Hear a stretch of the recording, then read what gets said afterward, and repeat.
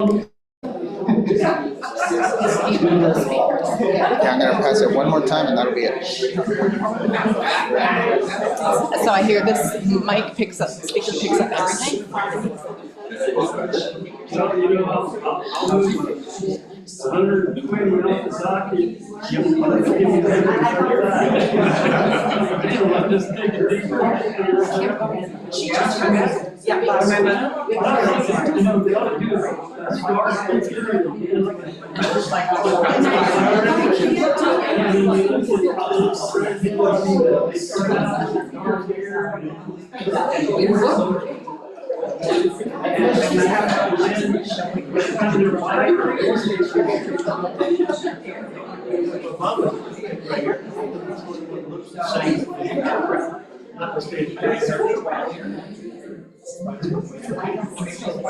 Well, I don't mind one person.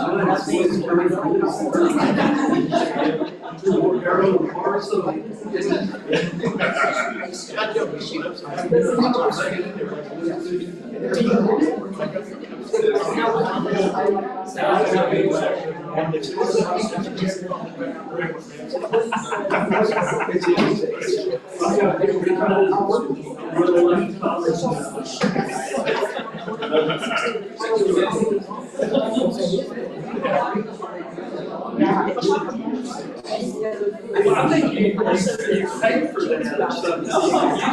You heard it.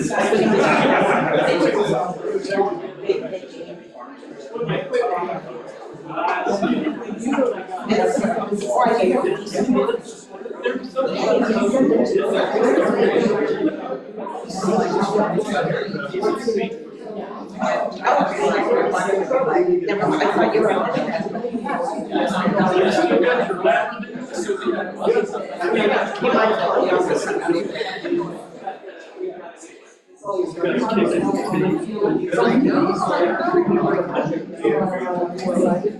Just do it by email, Melissa, because otherwise it's going to be impossible to tie to get to just do it by email. And we'll figure it out. We'll figure a good time. Because I know I'm right now. So,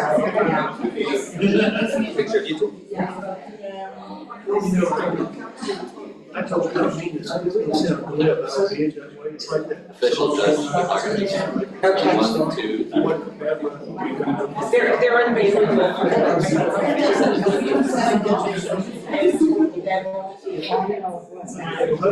Yeah, okay. Okay, right down. We're supposed to have a solid conference. Okay, sister girls. You'll send me all your pictures too, Lisa. I will.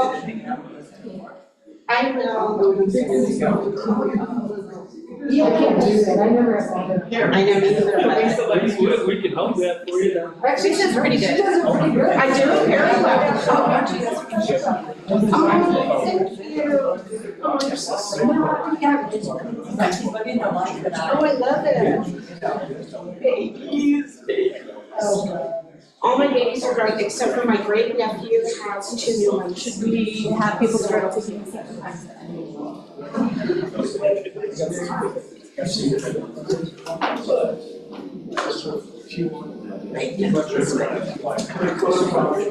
I know. Sorry. Oh my God, I'm so glad to see.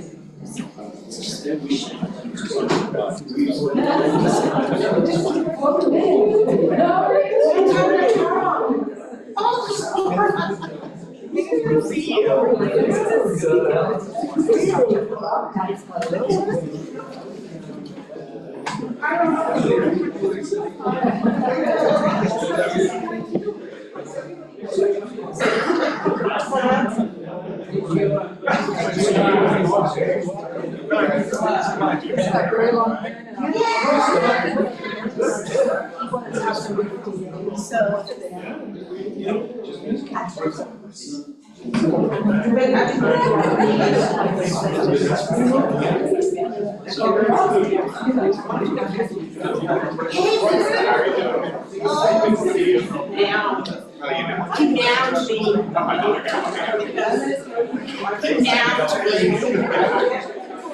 Joyce,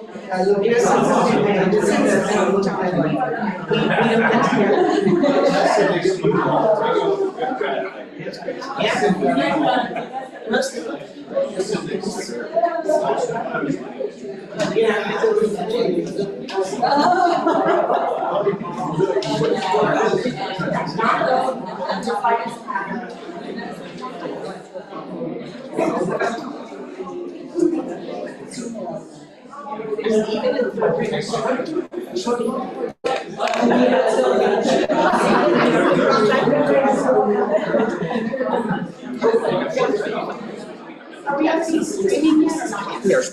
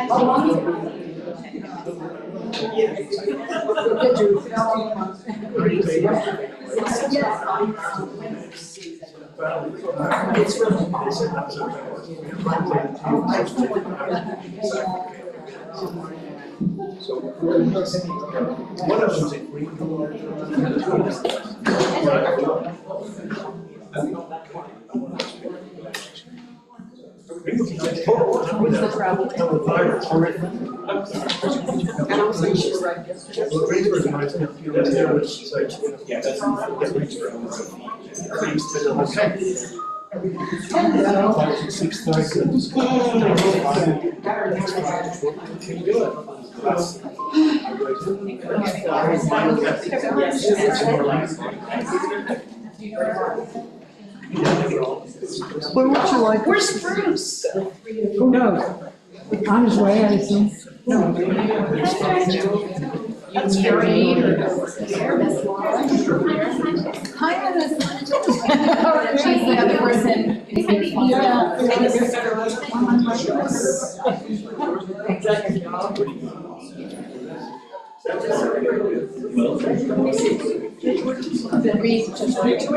What?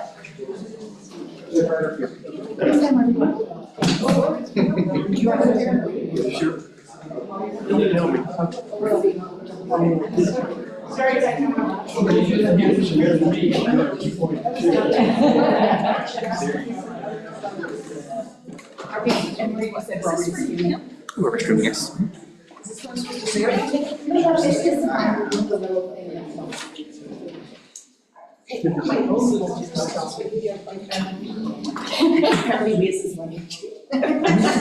Well, if you want me to yours, then of course I'm gonna boss you around.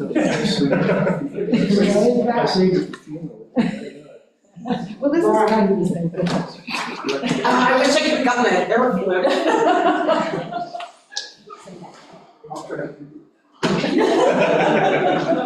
Sorry, Patrick. Oh, it's hard. Good morning, everyone. I want to warmly welcome you for being here today, especially many of the dignitaries and the judges that we have with us today. I see Judge Salas, Judge Pelletier, Judge Reyes. I don't bring my glasses. So I do want to thank you all for being here along with the judges we have today. Miss Davis. We all know Lisa. This acknowledgement of the judges of the 383rd who served before me was actually a vision that began with our ever wonderful David Herrera. He's someone who's not only brilliant, but also deeply thoughtful about how we honor and preserve a legacy. So I want to thank David for all of his work in this.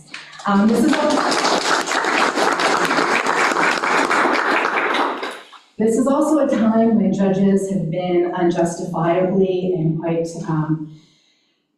horribly under attack, both physically and through blatant vile misinformation. And so I want us to pause today and come together and then take a moment to celebrate all of you who serve as judges, whether you're here or absent. So let's take a hand for that. So judges make difficult decisions during the hardest of times. And so today I feel privileged and I feel honored to carry the torch from the esteemed jurists who came before me. Most of you know that the 383rd is the oldest designated family court in El Paso. It was created by the 74th Texas legislature in 1995, and at that point, Judge Cardone was appointed as the first judge of this court.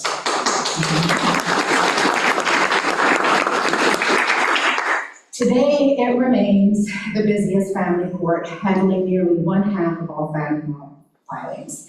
So first of all, our court works tirelessly to resolve these, not only expeditiously, but fairly and judiciously. So I can say without hesitation, there is no better team than my team, and no greater honor than serving the families of El Paso. So I especially want to honor, first of all, David and Anna for putting this together. But mostly, I also want to honor my other staff. We are missing Orlando Diaz today. He has a family event. Jessica Leon. Eric Bevino. Christy Size. Ana Sanchez. Gina Arias. And David Herrera. I thought we had Jason Mestes, and I thought I saw our court reporter Ann Clark as well. Oh, there's Ann, she's in the As many of you know, this has been a very difficult year for me, one of unimaginable loss for me and my family. And there are so many people I wish could be here to honor the legacy of this court. Even so, I remain deeply grateful to my colleagues, most especially to the lawyers of the family bar, who I think are some of the finest lawyers out there, and I say that without any sense of bias. To my parents who are here with me today, to my children who are at school, and most of all to my team. And they did hold me up this year when the weight of grief really felt unsurmountable, and so their strength and their compassion has really truly sustained me. I'm not going to talk much more, so first I would like to welcome Judge Sue Purita, who will be introducing our first honoree, Judge Kathy Cardone. She is the presiding judge for the Council of Judges of El Paso County. She is the longest serving Asian American judge in the entire United States. That's right. The most senior judge, most senior county judge in El Paso, and the longest serving. She has also been my mentor, my neighbor, and my friend during this difficult year. So I give it up for Judge Sue Purita.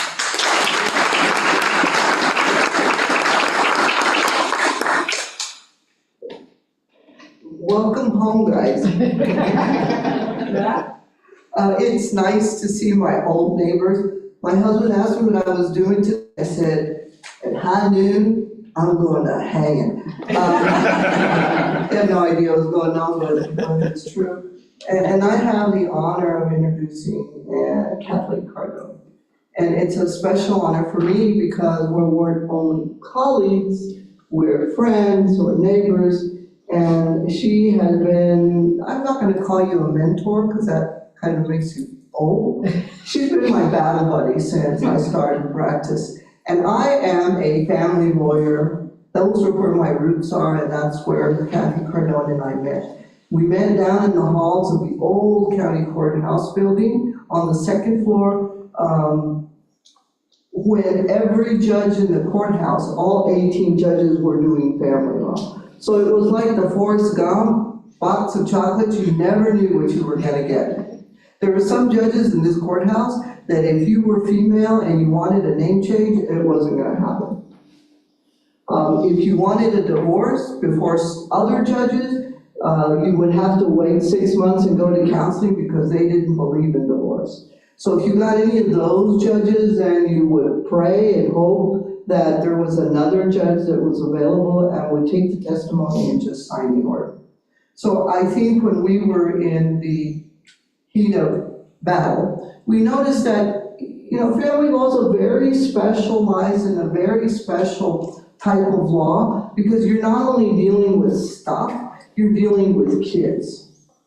And when people are emotional, they do really, really weird things. That guy that would drive 200 miles to see you over the weekend and spend 50% of their paycheck on flowers is the guy that's gonna turn all those good emotions into bad emotions and keep you from seeing your kids and take things away or even destroy and hide things. So it was very difficult. So in our conversations, we really wanted to get specialists to hear these kind of cases because there were children involved. It's not fair for a child to go to graduation and have to worry not only about going through the ceremony, but kind of listening to see if his mom and dad are gonna go at it in the middle of the auditorium. So Kathy instituted a couple of things. We pushed to have specialized courts to do the family law, and we were successful. And so we took away those judges, they didn't want to do family law either. It was a problem type of cases for them. So we created, and she was so instrumental and took the lead in creating the family courts. One of her programs was the Children Cope with Divorce. We made it mandatory, she made it mandatory that every couple that was going through divorce had to take these classes, Children Cope with Divorce. It really should have been called, you know, Adults Doing Divorce, so that they would learn that it just wasn't them. It involved the children and everything impacted the children. So you're 5 minutes late, that's fine, don't call the police, it traumatizes the kids. So we made it mandatory that all families with children had to go through this course, just to get along. So she co-founded that Children Cope with Divorce, and she also had the vision of doing the El Paso Family Visitation Center. It's pretty traumatic when, to see daddy, you've got to go to the police department and have police witness the exchange. It's not good for kids. So she is the foundation of where we are now. She is the foundation of having the foresight and the understanding and caring to create these specialized family law courts. It was my loss. We were law partners when she decided to answer the call and become a judge. So we broke up then, and I guess I should have taken lawyers cope with divorces. Because it was very painful for me, because I lost my battle buddy. And she was a judge and I was a lawyer, and I had to treat her like a judge.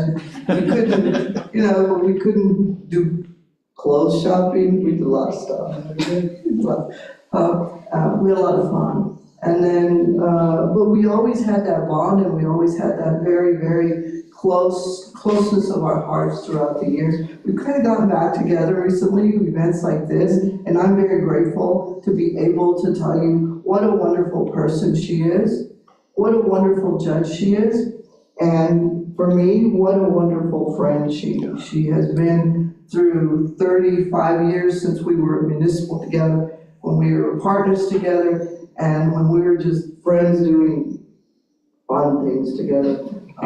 So I'm very, very excited that, again, she'll be just down the street, at least her picture will be just down the street away from me, and that will continue. So it's my pleasure and my honor to be able to say stuff like this about my friend. So thank you, Judge Ness, for giving me the opportunity to express my sentiments and my feelings about, here we go, You can do it. I can do this thing. You got it. Okay, I got it. To be able to do this and just tell you, Kathy, how much you mean to me, how much you have done for the family law bar, and, you know, how special you will always be in my life as a battle buddy, and or I'll say, as my mentor in a very difficult field, so, Judge.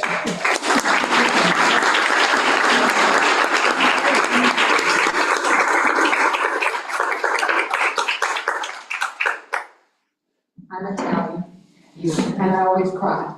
So I want to thank Judge Carita, and I don't want to say a whole lot other than I am very proud of the family law bar and the family law courts because it was so different in the community. It was so different. Anybody who practiced knows it was so different.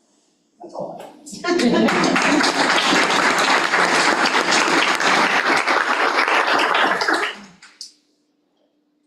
Wanna come in? No. Unveil your portrait. Wait, Bruce is here. He's here. He's here.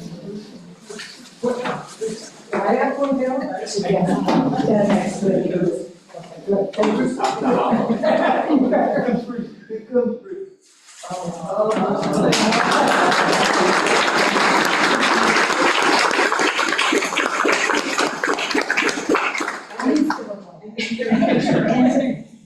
I will say, while she's posing her pictures, one of the first things Kathy asked me is, do you want a current picture, or do you want a picture of what I looked like back then? I was like, absolutely what you looked like back then. So the tie is the icing on the cake here. I would also like to acknowledge that yours was the first campaign I ever worked on when you were running for the 388, so that's some time ago. It was 1995. Thank you. I would like to take a moment to honor Judge Mike Herrera, who dedicated many years to the bench. He had declined to participate today, but I want to respectfully acknowledge his extraordinary contributions of many years of service. It also stands that in the tradition of the Texas Supreme Court, judicial portraits are not portrayed in a courtroom while the judge is still actively litigating, and he's still out there practicing law as well and sitting as a municipal judge. So I do want to take this moment to acknowledge his contributions to the bench.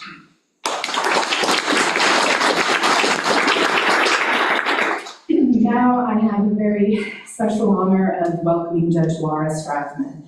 She is currently our Title IV-D judge and former judge of the 388th District Court.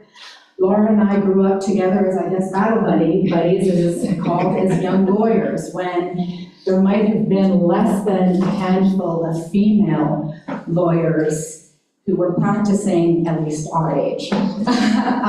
She's not only a dear friend, she is also the sister I never had, and she's one of the most brilliant jurists I've ever known. The kind of person who reads law books and case law for fun. So we are truly blessed to have her. So I'll turn it over to Judge Strathman.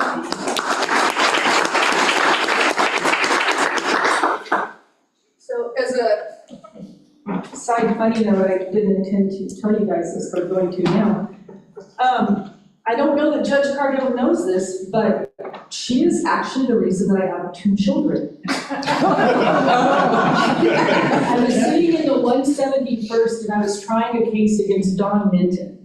Don Minton's client had stolen my client's child from Walt Disney World when they were on vacation. Anyway, we were sitting there, we were talking, and I was about 8 months pregnant with Jordan.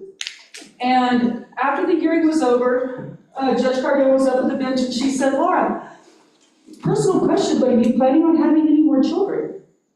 And I said, no, I don't think so. And she said, well, you have to. She said, I have 1 child. And when we go down the street, my son will say to me, hey, look, my brother lives in that house right there. And I'll say, what are you talking about? You don't have a brother. Yeah, I have a brother. He lives up there in the house. And she said, so if you have 1, you have to have 2. So thank you for talking. So my person today will be married to his wife, Kathy, for 40 years on September 28th. He loves her more than life itself. And I see right now already that my person is much like my father, who became much more sensitive as he got older. He is the father of 4 adult children, Kate, Maggie, Luke, and Bailey. And he is the fantastic grandfather of Ava, Paige, Viviana, Royce, and Reed. And he's the unofficial grandfather of many other kids, as he is like that really cool guy, grandpa, who does these extravagant treasure hunts for the kids. And they go and they hunt these things down and they get to keep all this bounty. Tara got to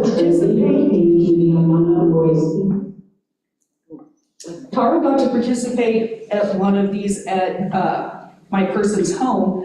And then I guess he was concerned that Tara was going to get bored being here at the court, and he created a treasure hunt here at the courthouse for Tara. And Tara was running in and out of the courtrooms, whether or not they were in session, trying to find his bounty. My person went to Wake Forest for his undergrad, and then he went to UT for law school, and then he went to Pepperdine for his LLM in dispute resolution. With this academic endeavor, he was kind enough also to take some time one evening to sit down with my son Jordan and talk to Jordan about the challenges Jordan was going to face from going from an all-boys high school to a public university where there were going to be girls. And he explained to him the challenges he may find there. And I very much appreciated that, as Jordan was a little bit more prepared for that. Apparently, Reed had some wild oats to sow. Professionally, before and after his legal career, he was in the shopping center development business. And over the time that he's done this, he's developed over 500,000 square feet of retail space.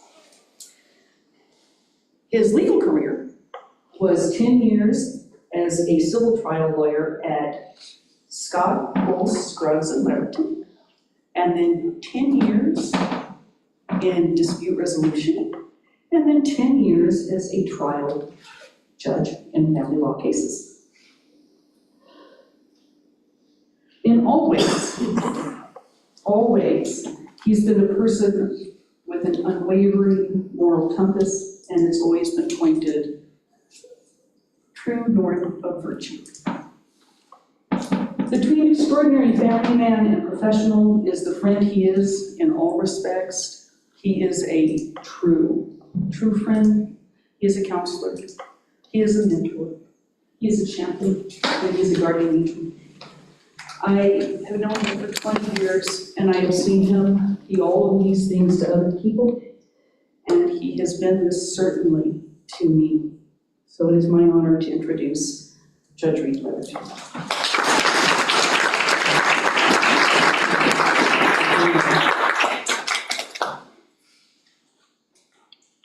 I really wasn't planning on saying things, so as you Judge Cardell, I'll make this very brief. Thank you, Judge Stratton. Thank you for letting me work with you for 6 years, just a little over 6 years, and thank the rest of you on the other judge. I mean, I appreciate everything. I want to say this real quick, because it's not about me, it's about the person over here to my left. Judge Cardone created this court as a family law court. My goal, when I was going to take the bench, was to tear it down. I was going to turn it, and I campaigned on this too, I was going to turn it into a court of general jurisdiction. Right before I took the bench, Susan Rebecca came to me and David McClure, and they said, Reed, we need you to talk to the other family law. I didn't practice family law. Now, I read the family code, basic code, in anticipation of it, but I never practiced family law. And that's a critical thing, because I didn't understand. I'd gone through a really bad divorce myself years ago, but I didn't really understand just how pervasive the pain and suffering is, and how important it is to have somebody there who has your family the whole time, and it takes the time to listen, to be compassionate, and to hopefully make the right rulings. But so anyway, I sat down with these two different groups of family lawyers, and to a person, they said, please don't do this. Judge Cardone has created something very special here. there and you're about to tear it down, just please give it some time, see how it goes before you start importing more cases into your court and exporting family law cases down. And I agreed to do it because about half of these people were very good friends of mine. I respected their opinion. And more importantly, unlike me, they practiced family law. And so it was a real honor for me. And then when I started getting modification hearings come up that Judge Cardone had ruled on, I found out just what a great judge she was. Of course, and I'm not trying to suck up to a federal judge. I haven't been licensed to practice law for 5 years, so I'm not doing that. But anyway, thank you, Judge Cardone, for everything you did, because we wouldn't, and I think Judge Ness would say the same thing, we wouldn't have what we got if it wasn't for you. So.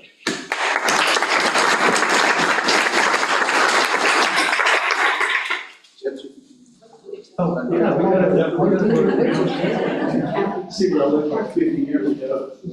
Where am I? What's your sticker? Don't get caught. Oh, wow. Where do you want to be? Out of the way, probably. Somewhere we can see your face. Am I gonna do it? Yeah, you can join us. I'm not talking. I guess I'll Yeah, there get up here. Okay, here we go. All right, yes. Quiet.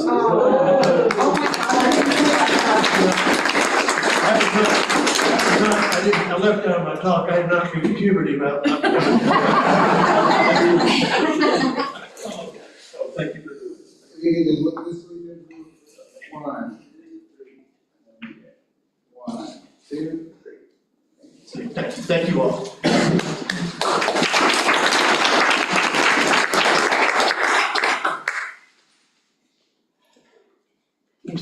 Oh, yeah, I'm gonna put it up here.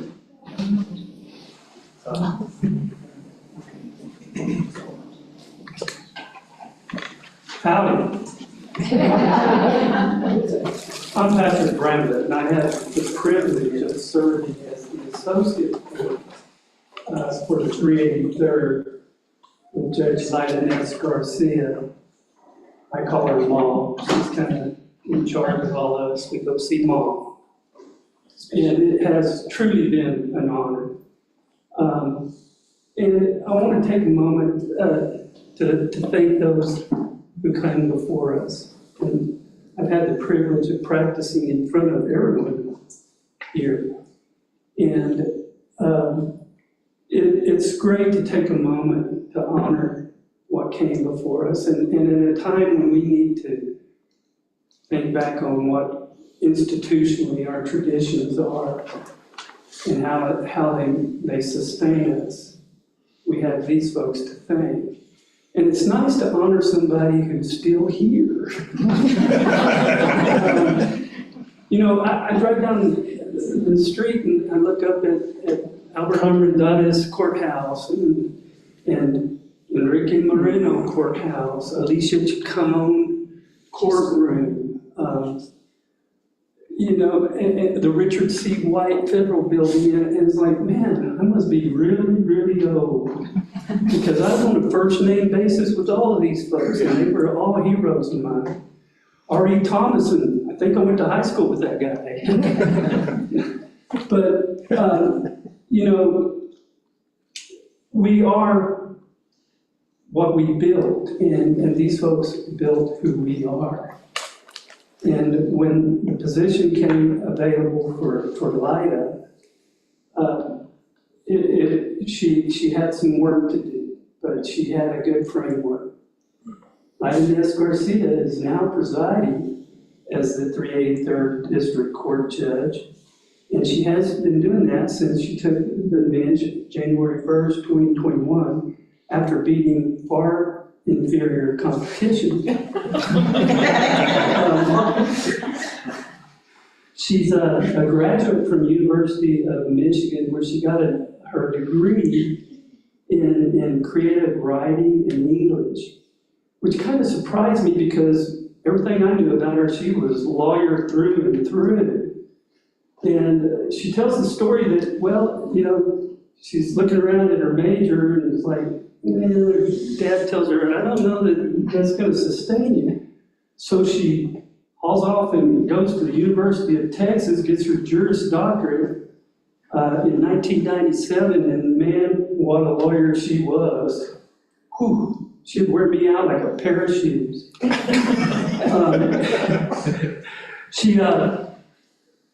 I remember when she was in the county attorney's office, and she's a child welfare specialist, and the children never had a better advocate than her when she was doing those cases as the county attorney, and she's continued that on through her career. She's licensed in the state of Texas, the Commonwealth of Pennsylvania, and the District of Columbia. And she is very active in our community, which speaks so well of her in this court. She's on nonprofit boards. She's active in volunteering. She speaks all over the place. And she does it very well. She's always been committed to serving and providing a voice for the underserved. And that shows in her dedication to this court.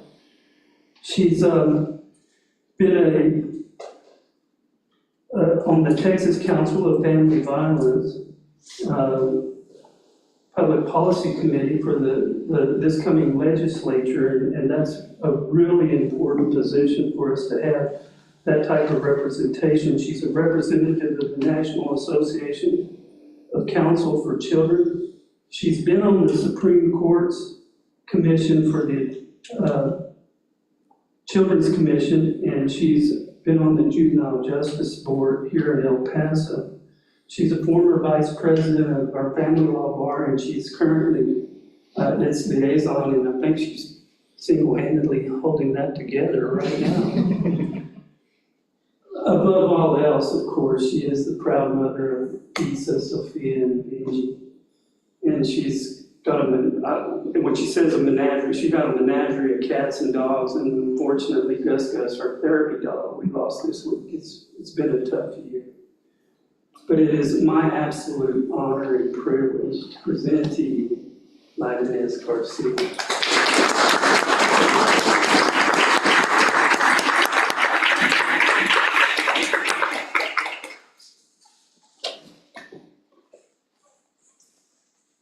I will make this short. Dad. So mom and dad. I would just like to say that I plan to continue to serve my community in the best of my ability. We're all human here as judges, and we all make mistakes, but we know that the role that we have is one that the public deeply respects and is entrusted with us, so I will keep doing that. Those of you who don't know me know that I believe truly that family courts should be guided by therapeutic jurisprudence. It's sort of some little thing that I have sitting on my shoulder when I'm making these decisions. If you practice in front of me, you know that race, gender, national origin, gender identity, sexual orientation, color, none of those things matter when you walk into my courtroom. All that matters is the law and what is best for your children. So my only agenda, if I were to have an agenda, I suppose, is to serve with fairness, use my intellect to the best of my ability and my heart.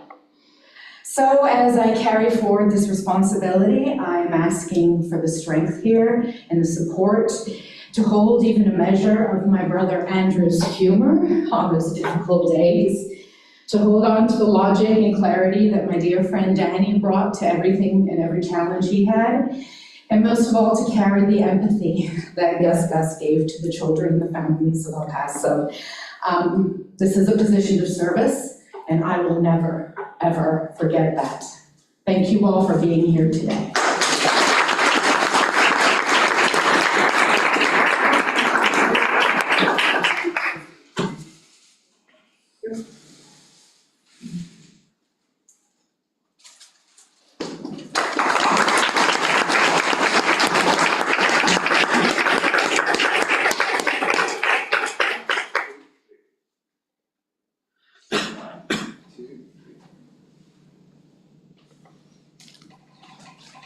And with that, we do have some snacks and drinks in the back, and I'm sure we're going to take a couple of pictures while we're here. of all of us who are present. I think they're in the lobby, right? The snacks? Oh, are they in the lobby? I don't know where they are.